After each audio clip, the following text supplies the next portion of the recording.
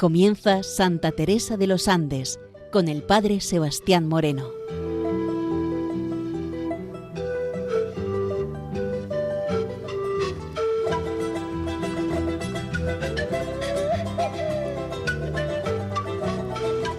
Muy buenos días nos de Dios. Aquí comienza en Radio María Santa Teresa de los Andes, la joven que ingresó en el Carmelo, queriendo descubrir en ella su vida, su espiritualidad y su mensaje joven al mundo de hoy. Terminábamos en la sesión anterior con la lectura de la carta número 87 que nuestra querida Juanita escribía al padre Antonio María Falgueras, sacerdote jesuita. Una carta que la pudimos leer al completo y que vamos ahora a comentarla.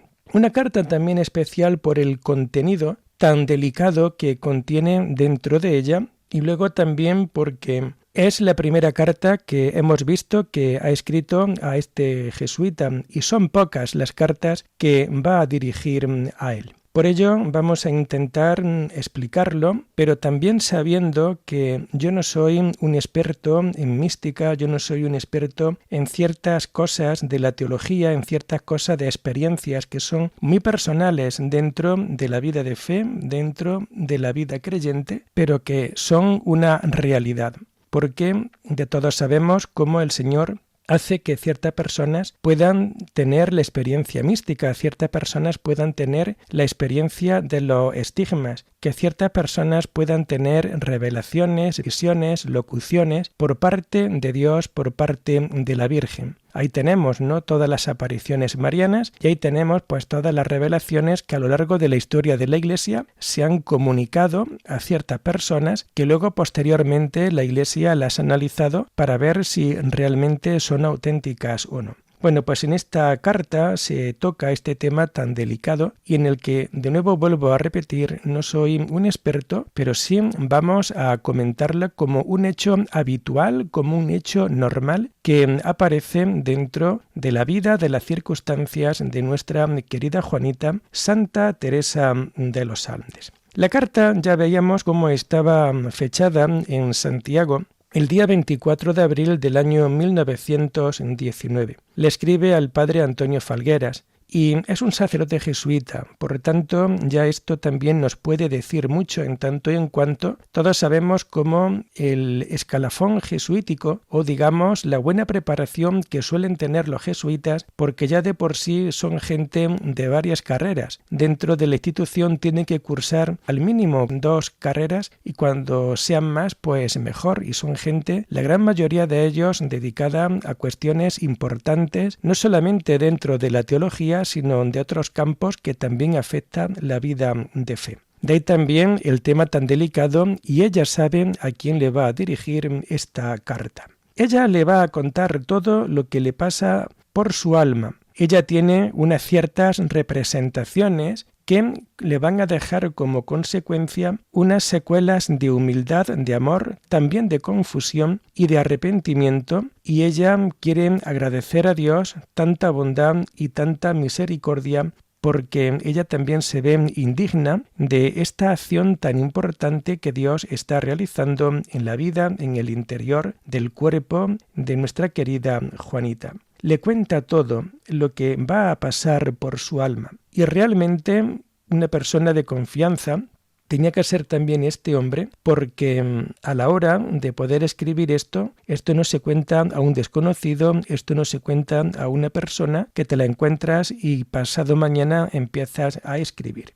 Ven en su interior como unas ciertas representaciones que han dejado dentro de su alma unas consecuencias muy claras. Daros cuenta, son las consecuencias de la humildad y del amor. Son también consecuencias de confusión y de duda. Y sobre todo de arrepentimiento y a la vez de agradecimiento a Dios, que es bueno y que es bastante misericordioso con ella. Nos vamos dando cuenta cómo dentro de ella no hay un afán de protagonismo, nos vamos dando cuenta cómo dentro de ella no hay un afán por comunicarlo a los vecinos, a la familia, todo esto ella lo va a llevar siempre en secreto, todo esto lo va a llevar siempre con una discreción muy grande, precisamente porque estas cosas vienen de Dios Y por las consecuencias de toda esta situación, uno pues se va dando cuenta en la actitud de la persona que recibe tanto amor, que recibe estas cosas que podemos llamar regalos extraordinarios de Dios, con un alma donde quiere realmente acercarse y vivir en esa experiencia de unión y de intimidad.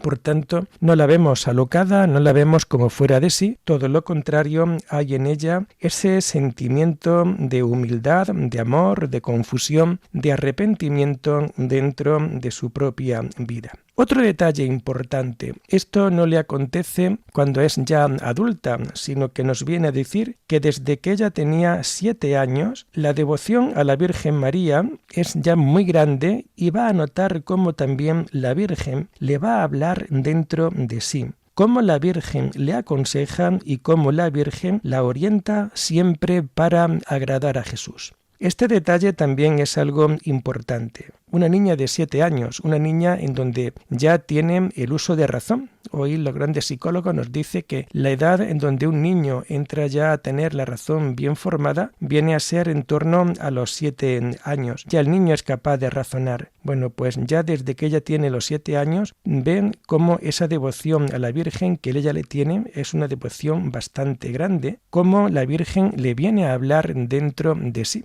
Esto no todo el mundo lo puede decir y sin embargo esto ella lo lleva así como algo normal, como algo natural a lo largo de su vida desde los 7 años. Y lo más importante, cómo la Virgen le aconseja y la orienta para agradar a Jesús. Hoy, siempre que nosotros miramos a María y contemplamos a María, vemos que por María nosotros llegamos a Jesús. Y daros cuenta, esa expresión de por María a Jesús, ya ella la está viviendo. Y estamos hablando de hace prácticamente 100 años. Es decir, le aconseja a la Virgen María, la orienta para agradar a Jesús. María, por tanto, es la puerta del cielo. María es la mujer que de su mano nos va a presentar delante de su Hijo, delante del Altísimo. Qué importante este detalle. Ella se siente aconsejada, se siente orientada por la misma Virgen para agradar a Jesús, para agradar a su Hijo. Haced lo que Él os diga, ¿no? Es también el mensaje evangélico de San Juan en las bodas de Caná y que nos abre este horizonte tan importante, tan profundo dentro de nuestra vida. Son 7 años donde nace esa devoción tan importante por la Virgen. Juanita le cuenta todo y María le habla. Su voz la siente dentro de sí. Esto también es importante porque si esto nosotros lo podemos comparar con ciertas apariciones y nos podemos fijar en las apariciones tanto de Lourdes como de Fátima, vemos cómo en esas apariciones la Virgen le habla a los videntes, o son ellos los que pueden contemplar a la Virgen, pero no todo el mundo que está allí puede ver esa imagen o puede oír la voz de la Virgen. Y sin embargo, ella le revela en esta carta al padre Falgueras toda esta situación. Su voz la siente dentro de sí. Y ve cómo al oír esa voz dentro de sí, ella le va a dar los consejos. Y sobre todo, el gran consejo, se trata de agradar a Jesús. Aquí no hay afán de protagonismo, aquí no hay un interés de destacar sobre los demás, aquí no hay nada raro, podríamos decir, dentro de un ambiente normal. Todo lo contrario, ella va viendo esto como algo natural, como algo normal dentro de su propia vida. Por tanto, vemos cómo esta mujer ya desde niña tenía esa mirada amorosa por parte de María, por parte de Dios, para poder llevar a cabo ese misterio tan importante de vivir toda su vida en obsequio de Jesucristo, para vivir toda su vida de entrega a Él. Esto, ella, y esto también es importante que caigamos en la cuenta, lo va a ver como algo muy natural. Es decir, ella creía que lo que le ocurría a ella le ocurría también a todo el mundo, a todas las personas, pero también es verdad que ella estas cosas no las hablaba con nadie. Esta gracia ella no lo va a comunicar a nadie y porque lo veía normal, porque lo veía natural. Y luego, posteriormente, después que ella hizo su primera comunión, se va a dar cuenta como ya no es tanto la Virgen, que también, sino que es ahora, a partir de su primera comunión, cuando recibe a Jesús sacramentado en la primera comunión, como Jesús ahora le habla después de comulgar. Incluso le comentaba cosas que iban a ocurrir y que luego, posteriormente, así ocurría, que ocurría como Jesús le había dicho.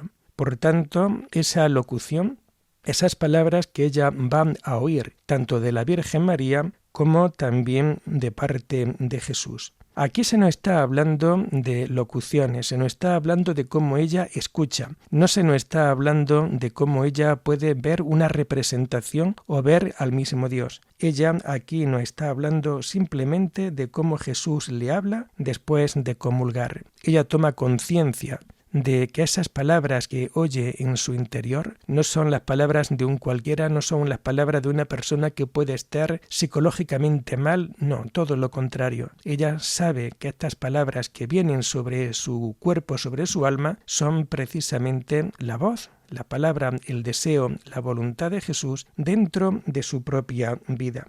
Ella viene a creer que a todos le pasaba igual que a ella. Una vez esto se lo va a contar también a su madre y quien le viene a decir que todo esto se lo contará al padre Colón. El padre Colón que era, digamos, el sacerdote que también la entendía, el sacerdote con la cual ella se iba dirigiendo, pero también nos dicen que estas cosas, a la hora de tratarlas, ella, por la confianza que tenía con el padre Colón, le daba vergüenza y pues como que no quería comunicarlo precisamente por el reparo, precisamente por esos respetos que había que tener porque no sabía cómo se lo iba a tomar. Y realmente hoy esto también nos puede ocurrir a nosotros. Yo muchas veces me puedo poner en mi propia situación o en la situación de cualquier hermano sacerdote en donde alguna persona te pueda decir, mira, yo siento a Dios, o yo siento la voz de la Virgen, me está diciendo esto, me está diciendo lo otro. Bueno, pues muchas veces podemos pensar en que esa persona no está bien de la cabeza, podemos pensar de que esto es algo raro, pero muy difícilmente podríamos entender de que se trata de un alma privilegiada, de un alma en donde Dios está operando dentro de la vida de esa persona para que nos demos cuenta de hasta dónde puede llegar esa unión, esa intimidad con el Señor. A ella le daba vergüenza. Otro detalle que le viene a contar al padre es cómo a los 14 años de edad, daros cuenta que todo esto ella lo empieza a notar a partir de los 7, ya a los 14, estando enferma, Jesús le va a comunicar la soledad en el sagrario y le pide que le acompañe y que su corazón sea solo de él. Es cuando ella va a recibir su vocación de carmelita. Aquí tendríamos que hacer también un inciso importante porque nos vamos dando cuenta en los programas anteriores cómo ella tenía sus dudas. Tenía la duda de la religiosa del Sagrado Corazón, tenía la duda de ser carmelita. Aquí vemos cómo ella se va dando cuenta cómo el Señor la quiere carmelita ya desde los 14 años, pero también ella ha tenido que ir discerniendo poco a poco. Igual también el demonio quería despistarla con la vocación, con la alta estima que tienen las religiosas del Sagrado Corazón. Pero ella se va dando cuenta cómo el Señor la quiere carmelita. Pero daros cuenta, estando enferma, hemos visto a lo largo de todos los programas anteriores cómo nuestra querida Juanita, de vez en cuando en nuestras cartas, ella decía que de salud andaba mal. Y alguna vez que otra, en aquella operación de apendicitis o en otros momentos, ella pues realmente se ha sentido enferma. Bueno, pues ¿qué ocurre? Jesús, el amigo de los enfermos, el amigo del pobre, el amigo del débil, el amigo que defiende la situación de la mujer, en definitiva, el amigo de todos aquellos que en la sociedad judía de aquella época, de su época, estaban como marginados, estaban como despreciados, y sin embargo él se acerca a esta gente. Y aquí vemos cómo también Jesús, con esta adolescente de 14 años, ya en las puertas de la entrada de su juventud, estando ella enferma, es cuando se le viene también a revelar. No se le revela a una persona que esté sana realmente, sino a una mujer enferma, a una niña enferma. Jesús le comunica, y no le comunica cualquier cosa. Le comunica la soledad en el sagrario y le pide que la acompañe y que su corazón sea solo de él. Si esto nosotros lo podemos comparar con otros santos en donde he podido también profundizar en la espiritualidad, como por ejemplo de Santa Teresa Benedicta de la Cruz de Edith Stein o de nuestro querido hermano Rafael, nos vamos dando cuenta cómo esa espiritualidad de finales del siglo XIX, de principios del siglo XX, nos vamos dando cuenta que es una tónica general, es algo normal dentro de los temas que vienen a tratar estos grandes santos. Es decir, Jesús en el sagrario está muy abandonado. De ahí esa gran iniciativa por parte de la Iglesia, por parte de muchos obispos, de querer buscar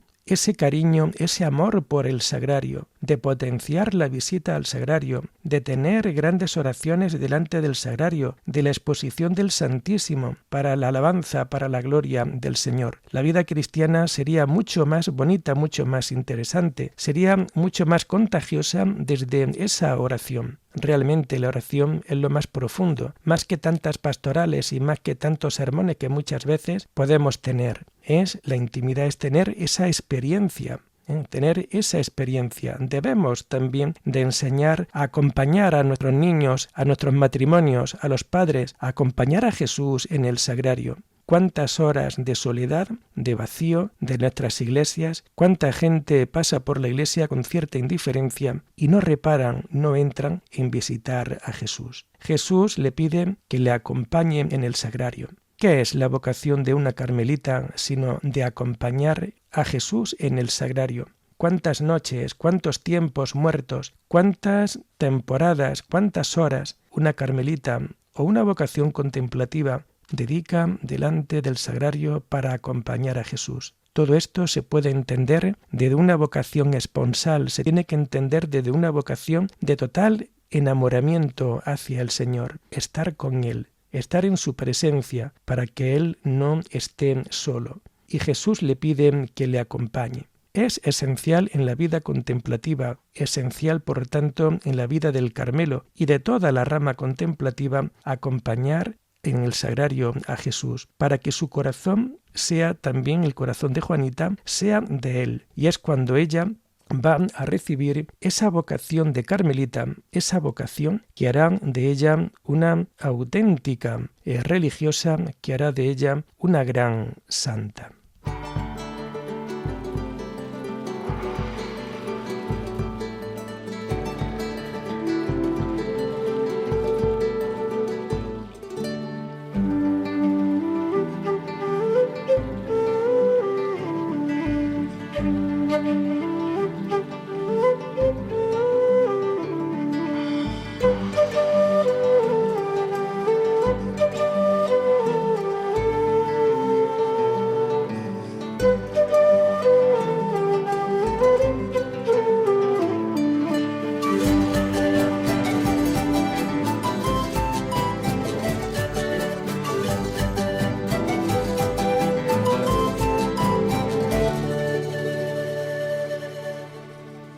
Seguimos en Radio María, seguimos en este programa titulado Santa Teresa de los Andes, la joven que ingresó en el Carmelo.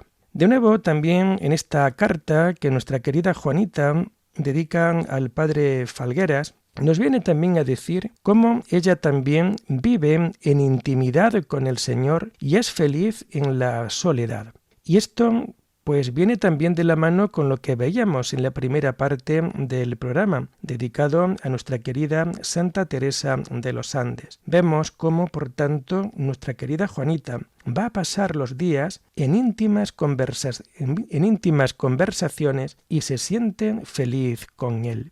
¿Es posible llevar una vida de intimidad? ¿Es posible llevar una vida de oración con el Señor? Tanto que sí.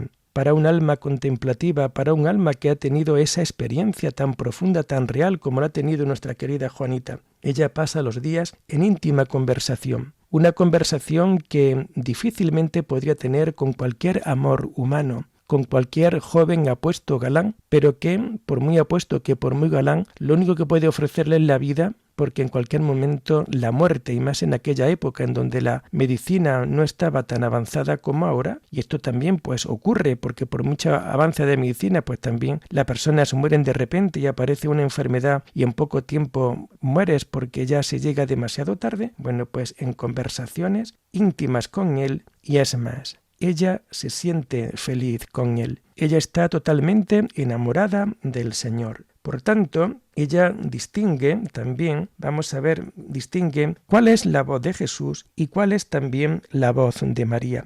Ella está acostumbrada tanto a hablar con uno con el otro y sabe cuál es la voz de Jesús, sabe cuál es en su interior la voz de María. Por tanto, esto no nos tiene que extrañar, porque cuando el Señor esto lo permite en ciertas almas, no en todas, y en ciertas almas, y quizás más de la que nosotros nos pensamos, pero que quizás unos sí son conscientes y otros a lo mejor no son tan conscientes de esto, pues realmente nos hace esto vibrar para ese encuentro total con el Señor. Pero fijaros, de la misma manera que Dios y el Señor y la Virgen le hablan a nuestra querida Juanita, también está el gran enemigo. También está la voz del enemigo que quiere también confundir a Juanita con otro tipo de voz parecida y que no es la voz de María, no es la voz de Jesús. Sería la voz del demonio, que quiere también romper ese clima de unión, ese clima de intimidad. Vemos cómo en esta carta ella también le dice al padre Falgueras cómo el demonio la quiere confundir.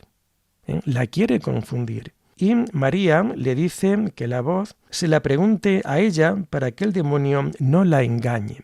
¿No? Es decir, cuando hay momentos en donde ella siente otro tipo de voz, parecida pero no la misma, vemos cómo incluso la misma María aparece como intercesora, aparece como defensora de la debilidad humana, y es María la que le viene a decir: pregúntame si soy yo de verdad, o pregúntame para ver si nos damos cuenta que es la voz del demonio y no es la voz mía, no es la voz de la Virgen. Bueno, pues el demonio quiere hacer todo esto. El demonio la quiere confundir. Tienen una voz diferente. El demonio no aconseja de la misma manera que puede aconsejar el Señor y que puede aconsejar la Virgen. Cuando Juanita invoca a la Virgen, ella le viene a decir que es el demonio la que le habla y por tanto es la que quiere confundirla. Bueno, pues hablando, ella le viene a decir también que le pregunte directamente a ella, Juanita, que le pregunte directamente a la Virgen para ver si es o no es de verdad la voz de la Virgen María. Unida también al Señor por medio de estas revelaciones que son muy personales, que son muy privadas, nos encontramos como dentro de la vida de Juanita aparece también esas ansias de sufrir y de amar a Dios hasta el punto de que desea morir de amor. Esto también ocurre dentro de la vida de muchas carmelitas, pero también en la vida de muchas contemplativas, y por qué no decirlo, también en la vida masculina, en la vida contemplativa monástica masculina y religiosa. Es decir, cuando nos sentimos muy unidos al Señor, cuando nos sentimos muy unidos a la voz de Dios, crecen dentro de nosotros esas ansias de sufrir y de amar a Dios. Es aquella experiencia, podríamos decir, de los enamorados. Cuando una persona está enamorada de la otra persona y se da cuenta de que su amor está enfermo, tiene una enfermedad, ¿qué es lo que quiere? Quiere cambiarse por él. Quiere vivir su enfermedad por él, para que el otro, el enfermo, se cure y él pueda tirar para adelante con lo suyo y con la enfermedad del otro. Bueno, pues esto es lo que también le viene a ocurrir a nuestra querida Juanita. Es decir, crecen en ella las ansias de sufrir y de amar a Dios.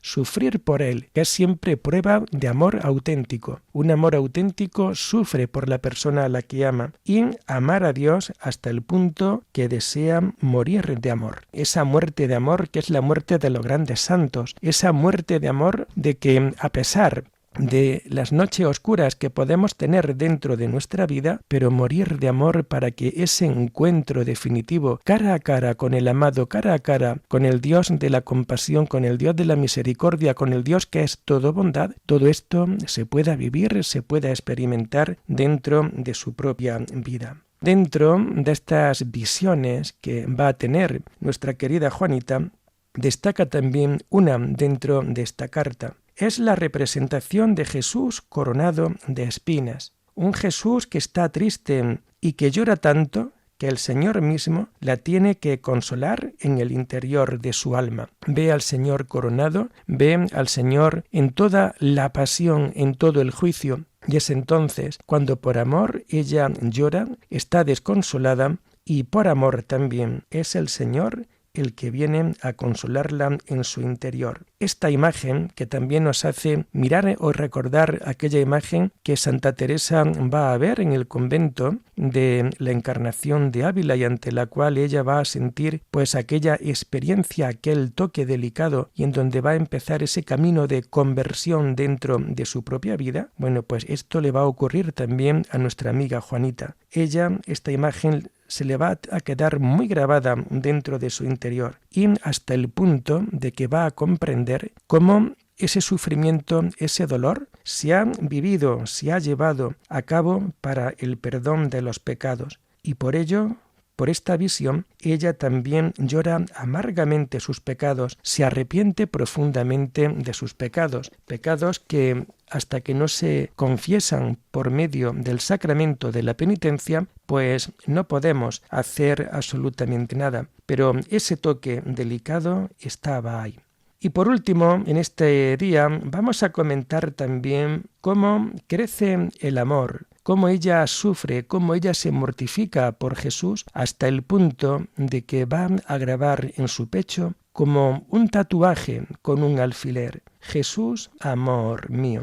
Qué importante todo esto en este mundo en donde ahora están tan de moda los tatuajes que se llevan hasta la muerte, por esa radicalidad manera de querer entregarse a la persona amada. Bueno, pues ella también lo viene a grabar en su pecho. Se lo va a grabar con un alfiler: Jesús, amor mío, J-A-M.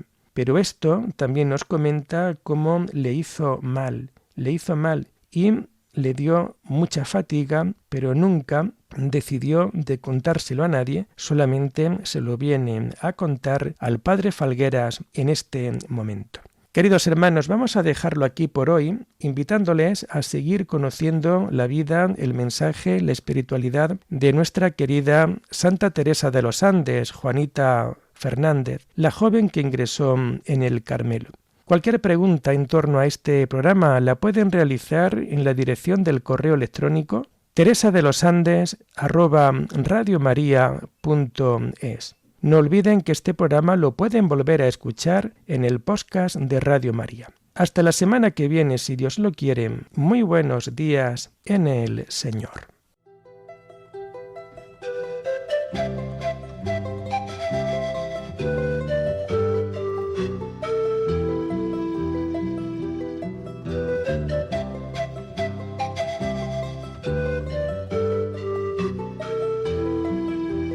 Les hemos ofrecido en Radio María el programa Santa Teresa de los Andes con el Padre Sebastián Moreno.